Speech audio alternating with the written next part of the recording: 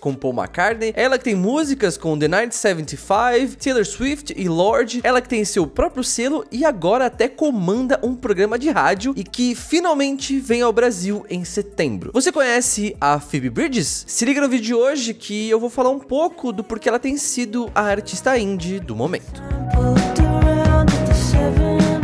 Bom, talvez você já deve ter visto por aí uma garota loira que sempre tá com seu violão e seu macacão de esqueleto. Além do traje curioso, ela também sempre tá sendo comentada por alguma coisa, seja por causa de algum tweet aleatório, ou porque ela quebrou uma guitarra num programa de TV, ou então porque ela meteu um bolo em nós brasileiros e cancelou sua vinda ao país agora em março. De qualquer modo, desde que lançou seu álbum Punisher, ela vem sendo apontada como uma das compositoras mais interessantes do indie atualmente, porque consegue ser engraçada e melancólica numa fluidez e sinceridade interessante. Sem contar que no som ela faz um mix de folk clássico, indie rock e o emo dos anos 2000. Apesar de ter bombado mesmo com o álbum Punisher, ela já tem uma carreira faz um tempinho. E de um jeito curioso, ela não passou por aquela tradicional chuva de questionamento que ronda toda a nova sensação indie, conquistando a crítica e construindo uma base da sólida de fãs que a acompanham.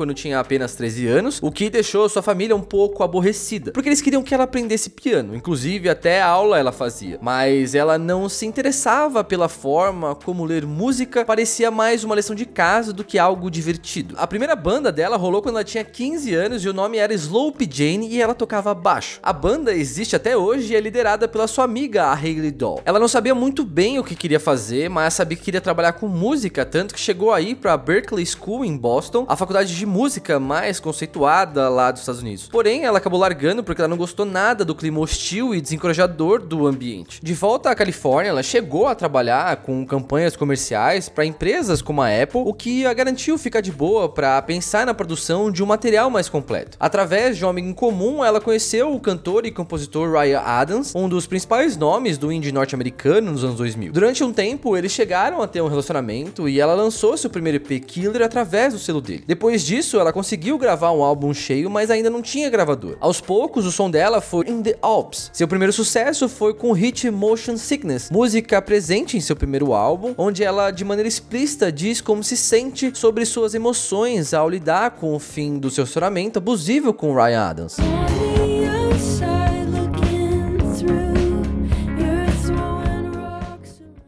Com o hype em volta do seu trabalho, ela foi convidada para abrir alguns shows do Bon Iver. Antes de lançar o álbum, ela também já tinha sido chamada pela Julian Baker, e daí surgiu uma parceria que resultaria na criação do Boy Genius, um trio que junta as duas a Lucy Dacus, outro nome que se sacou na mesma época de Phoebe e também da Julian. A ideia foi algo espontâneo das três, que viram que tinham muito em comum na hora de fazer música, e o resultado foi um EP auto-intitulado lançado em 2018. Como se não bastasse o encontro bombástico que foi o Boy Genius em 2019, ela apareceu com outro projeto, o Better Oblivion Community Center, no qual ela divide as composições com Conor Oberst, o cara por trás do Bright Eyes, um dos principais nomes do indie folk dos anos 2000 e obviamente uma grande referência para Phoebe. E olha, como eu disse no começo, até quem não é fã dela pode ter visto o seu nome em algum lugar por aí, porque ela realmente gosta de colaborar com vários artistas, alguns mais parecidos com o seu som, outros nem tanto. Ela já produziu Matthew Berninger do The National em carreira solo, cantou nos últimos álbuns de The Killers, The 1975, Lorde e Kid Cudi, fez releituras a pedidos de artistas como Paul McCartney, Metallica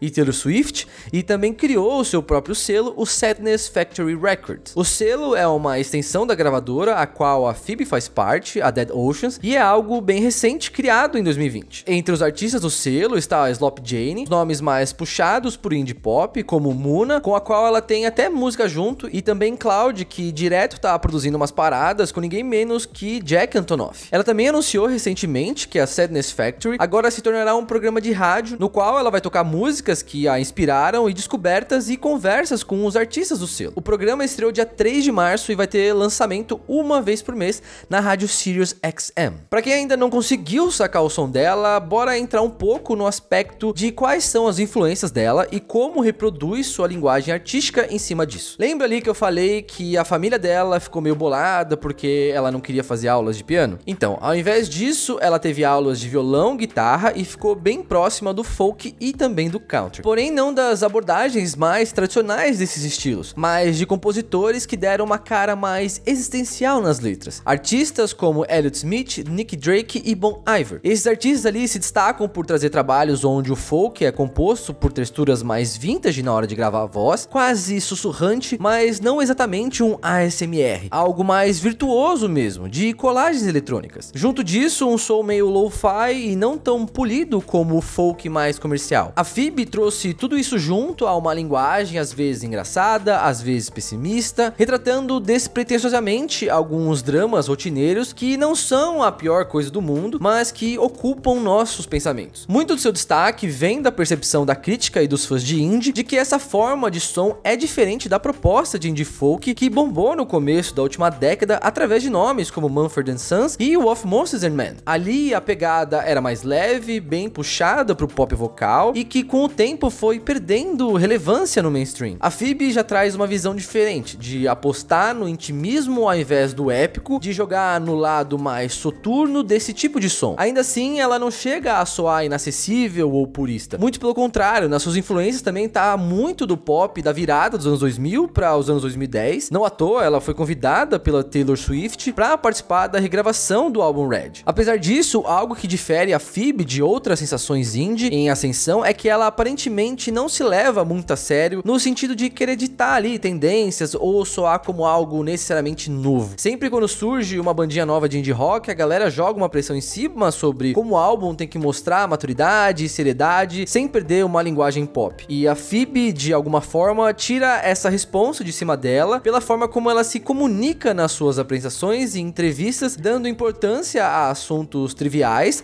tanto quanto sobre sua carreira. Ainda assim, muita gente vê ela como uma artista que tem, sim, muitas camadas e complexidades ali na sua música. Não à toa, ela tem respaldo com a crítica musical lá de fora e depois do Punisher é figurinha ali carimbadas nos festivais gringos, mundo afora, com destaque ao seu posto de headliner ali no Pitchfork Festival do ano passado.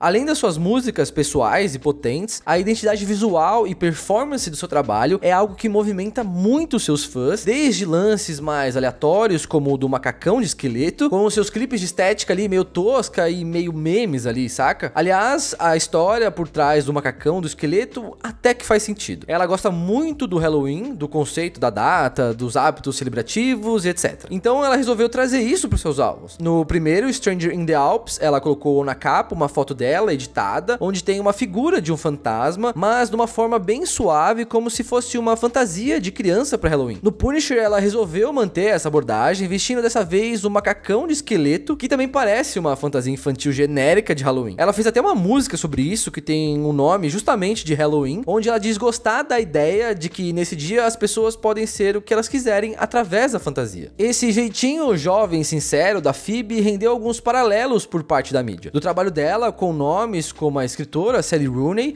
a atriz e roteirista Phoebe Waller-Bridge e a ativista Greta Thunberg, sendo apontada como uma referência artística de entendimento geracional ao sintetizar esses dramas e dilemas que cercam essa geração dos haters e dos fandoms nas redes sociais. Por mais que ela pareça uma grande sensação do mundo indie atualmente, ela não dá indícios que vai para uma direção mais badalada. Tipo quando rola com uma banda de querer dar um próximo passo ainda mais ambicioso. Ela realmente parece ser o tipo de artista que se movimenta de acordo com as inspirações e não com a necessidade de se provar e aparecer. Pra gente continuar seguindo com o projeto, você pode apoiar e ajudar o Minuto Indie com a sua própria contribuição. A chave Pix do canal é minutoindie@gmail.com, mas só se você puder e quiser. E muito obrigado por assistir o vídeo até aqui.